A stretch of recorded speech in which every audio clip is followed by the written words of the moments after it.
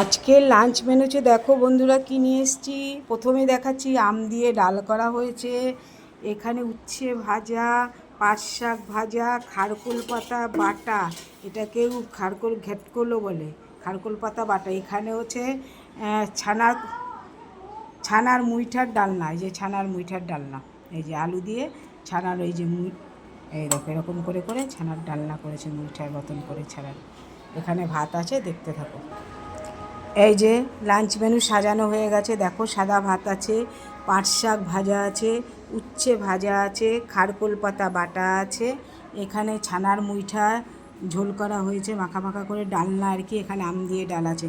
আজকে নিরামিষ থালিতে লাঞ্চ মেনুটা কেমন হয়েছে অবশ্যই কমেন্ট করে জানাবে বন্ধুরা।